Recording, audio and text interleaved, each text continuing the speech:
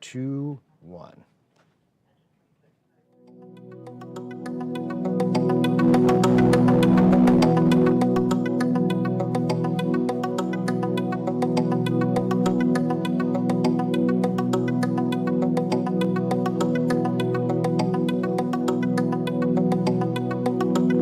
First, live, local.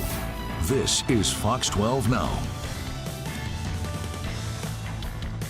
Everyone, I'm Greg Nibbler. This is Fox 12 Now. Thank you for joining us. That is a live look up there at the top of Ski Bowl. That is where a Ski Bowl camera is. And, you know, there's still some snow on the ground there, but there's a lot more up on the other section of Mount Hood. I'm going to pull this up for you as well, just because of the fact that this is what we're going to be talking about. We're going to talk about climbing Mount Hood. Take a look at that right there.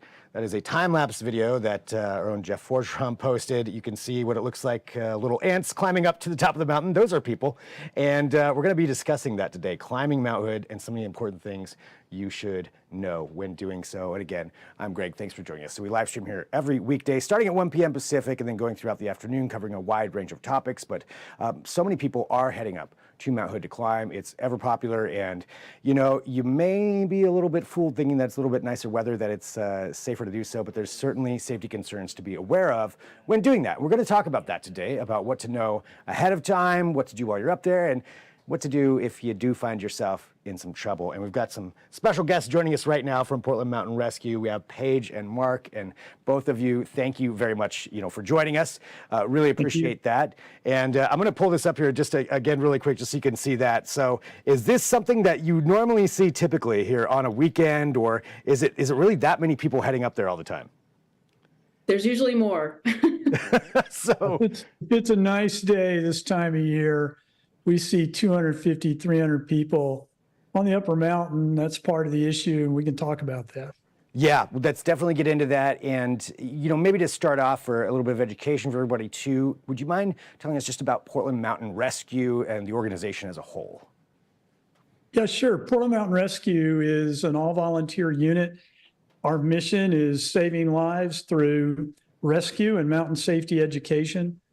We're dispatched entirely by the Clackamas County Sheriff's Office, and our home turf is the Clackamas County part of Mount Hood. That's the south side. And when you're in trouble, we come and try to help you get down safely. And this is an organization that's been around for a long time, right? Yeah, we've, gosh, Paige, we're on our 40th year, I think. Yeah, we've been around for a while, and we stay busy, and the demand for our service sure isn't going away. Yeah, it's, you hear about it every year, people who find themselves getting into trouble up there. And, you mentioned maybe 200 to 300 people a day. So I don't know what the percentage is of people that run into trouble, but if you do, that's a big issue. And, I think to talk about that, how many people are climbing up there, Paige, I don't know if maybe we could walk through it with you. What are some of the big things that people should consider before attempting something like this? Right. So climbing Mount Hood is a dangerous activity, right? Advanced mountaineering skills are necessary to get up and down the mountain safely, as is route finding and really conservative decision making.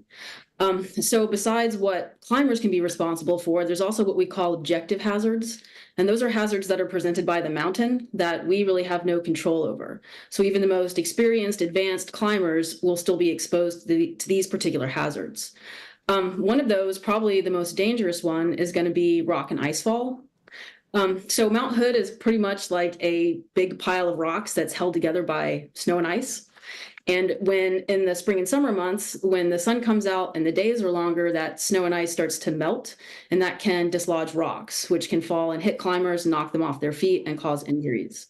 And the same thing happens with ice too. When the sun comes up and hits those steep cliffs, it can melt ice chunks off, which can fall and hit climbers, which of course can result in injuries and even worse. I think just that analogy right there, or just the explanation, it's a big pile of rocks held together by snow and ice. So that makes it seem even more tenuous. So once you have the sun coming out of that, and is that something that you think a lot of people maybe just don't think about as far as going from maybe the winter months where it's a little bit colder, things are possibly more stable, I don't know, compared to now once you start seeing this nicer weather? Sure, I think that people don't really think about it as much because they see these nice sunny days, especially when we've had, weeks of gloomy weather, which doesn't attract climbers, and then they get all excited and really want to climb because it's a super fun and beautiful thing to do. But I think that people don't really think about it. And the thing with the rock and the ice fall is it's always a hazard, even in the winter and the spring and the summer. It's more so in the spring and the summer because of the solar warming, but it's also quite unavoidable. You can really only mitigate that risk by climbing early in the morning. Like I've been up there before and gotten hit by chunks of stuff. It's kind of unavoidable. But again, you can mitigate that risk by climbing early in the morning before the sun comes out and hits those cliffs. Something else. And that time of day, go ahead. Greg, that time of day is usually 8 or 9 o'clock in the morning this time of year. So you'll see climbers, they plan their climb to leave timberline at midnight, 2 o'clock, get on top for a beautiful sunrise, get back down out of that danger zone by 9 o'clock in the morning. That's really key.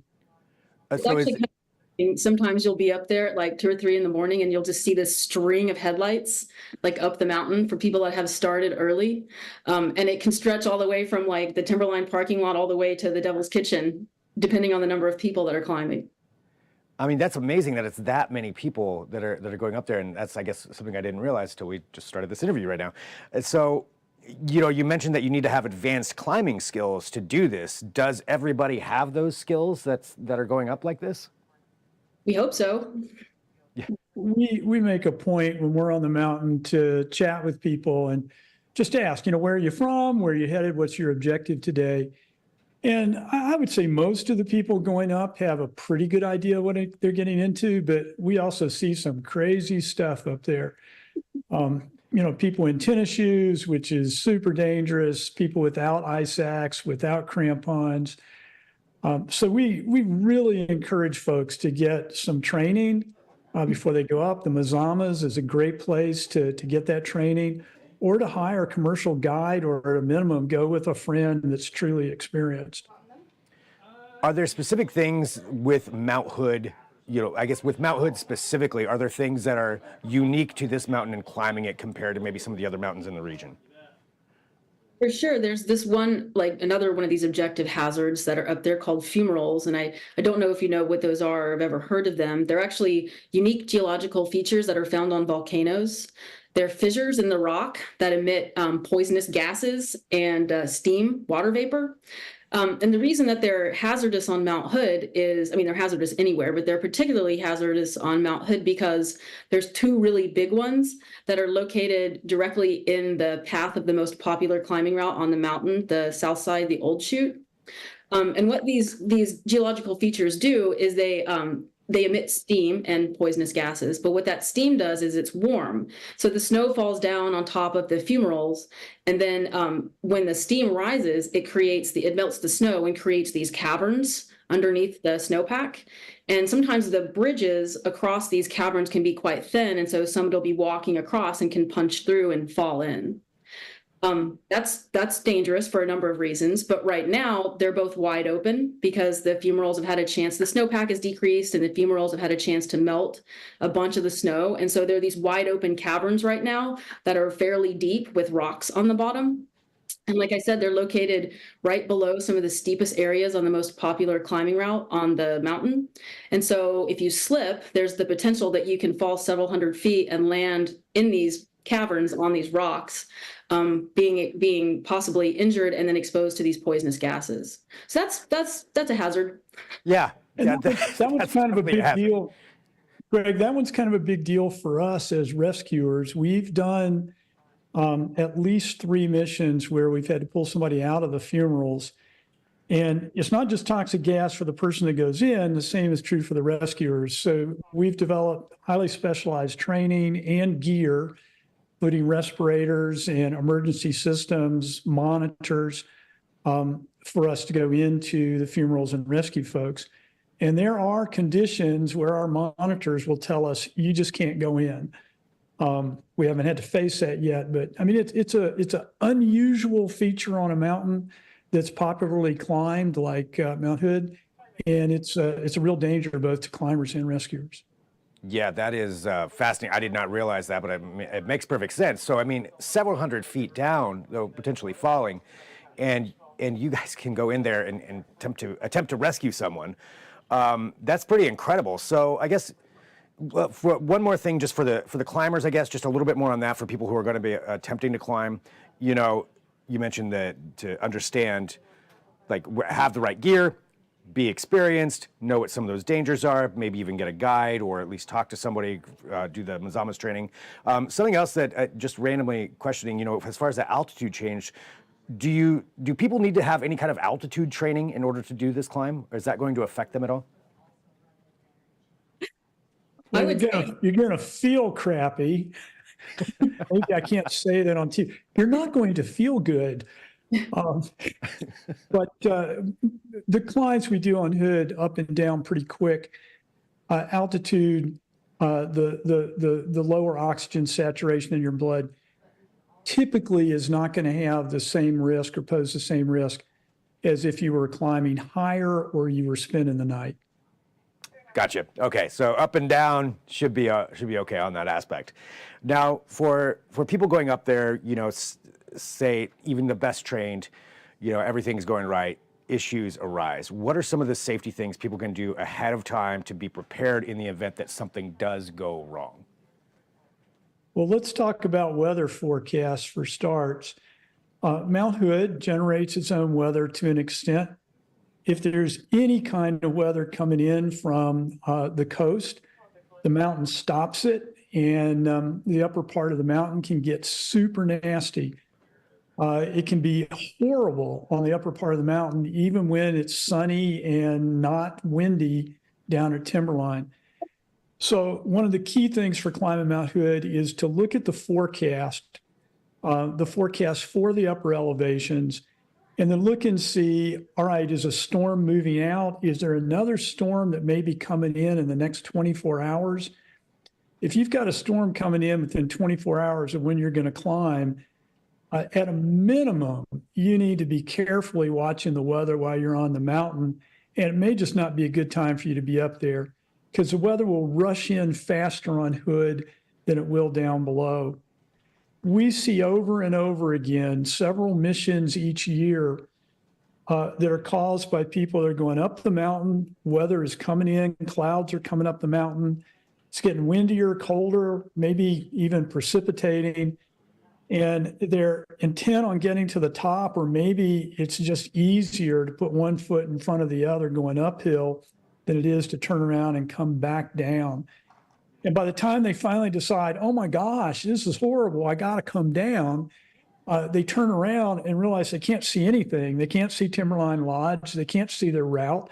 They can't even see where to put their foot in front of them because it's so low below them on the steep surface. So over and over again, folks get disoriented there, and we have to go out looking for them. Or they head on down, they follow the fall line and end up either in the White River Canyon or over at Mississippi Head in the cliffs there. So that's the biggest thing I would say in preparing for the climb, you know, planning the day you're going to be up there. Pick a day when the mountain wants you to climb. If the mountain says no, just, you know, do something else that day. Listen to the mountain. Yeah, follow the weather, pay attention to that. Now, you mentioned, you know, you'd have to go up there and rescue someone. So say someone does get, for whatever reason, they're up there, a big weather storm rushes in. They do get stuck or disoriented. What's the best thing for that person to do at that point? to trigger their inReach device or call 911. Yeah, but I guess, does phone service work up there? It does. It works mostly up and down the south side. Except from Timberline Lodge all the way up to the summit, it does work. The exceptions are, like what Mark said, if people get down into some of these canyons, then cell service does not work. And so you would need one of these inReach devices or some type of way to communicate with satellites. Is everybody required to wear one of the inReach devices? Now, there's no requirement to have emergency communications. As Paige says, the phone works on the south side most of the time. If the weather is really rotten, sometimes it doesn't work, even in places where it would work on a clear day. Always tell a trusted friend where you're going to be going, where you're going to park your vehicle, what your objective is for that day, and then tell them what time you plan to be down. And if you're not down by a certain time, what you want them to do. And you're probably going to say, hey, if I'm not down by 6 o'clock, call 911. I mean, that's 4 hours later than I should be down. I'm in trouble. Call 911. Tell them what my story was for today. So having that backup plan, telling somebody what to do and letting them know. Yeah, letting them know your plan. Very, very important. For you all, what does it take to trigger a rescue, and what do you do in that situation that you do get a 911 call? So the 911 calls go to a 911 dispatcher, and they will immediately refer the emergency to the county sheriff or whatever county that call is coming out of. And Clackamas County would be it.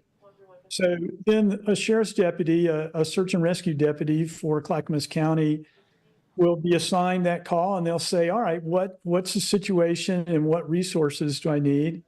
And if that incident is up on Mount Hood, they're going to call us. So they'll contact us. We send a blast out to all of our rescuers, say, hey, people in trouble up on Hog's Back, we need you now. And we're all volunteers, we all have jobs and lives, but very quickly we look and see, can we go? Are we in good health? We rush home, we grab our gear, we grab some water and food, and we head up to the mountain. But the key thing for people to remember is help's on the way, but it's going to take a while. It can easily take us as much as 8 hours to get to a party that's stranded up on Hood. If we're really good, if we happen to have a team on the mountain that's training that day, we might reach that party in 2 hours, but that would be very fast. And so it's key for somebody that's stranded or injured to know, hey, I got to focus on how do I take care of my group here for the next 4, 8, even 24 hours before help arrives. That's a big deal. I want to get everybody sheltered, some sort of shelter, even if it's just cuddling together and wrapping a tarp around us. I want to get water and I want to get food. And those are things that people, I suppose, should be packing up with them too, some of that water and food. Absolutely. Well, we always recommend that. Food and some sort of shelter like a tarp. Yeah, we always recommend that people take gear where they're prepared to stay out overnight, even if they're not planning to, in case a situation like that occurs. Well, Paige Mark, anything else that you think is really important for people to know as they may be planning a trip up there to go climb Mount Hood, even if they're experienced? What's the one thing they should know ahead of time before going up there? One thing I want to mention is the popularity of ski mountaineering these days. It's really taken off in the last 5 years, the last 10 years. And Mount Hood is a social media trophy to be able to post and say, I just skied off the summit of Mount Hood. And we see a lot of people wanting to do that, people from coming all over the country to ski off Hood. And one of the biggest things they need to recognize there is the upper part of the mountain is highly technical. It's a no-fall zone. Most skiers are not qualified to ski that safely. And then the second thing they need to understand is the snow surface above the ski area is really rough. And even for those of us that are pretty darn good skiers, it usually is not fun to ski down from the upper areas just because there's so much ice and rough surface. And we coached earlier, you want to get up the mountain and back down to Hog's Back before 9 o'clock and the sun softens up the ice. Well, that means that if you ski it, you're going to be skiing down on ice. And we've had numerous rescues we've had to do because folks have tried to ski down the upper crater on ice. The moment an edge just even skitters, off they go and they ragdoll down the crater to great injury at the bottom. So understand that. If you want to ski Hood, great. Make sure you are really as good as you think you are. Maybe leave your skis at Hog's Back and do the technical part of the climb, come back down, grab your skis.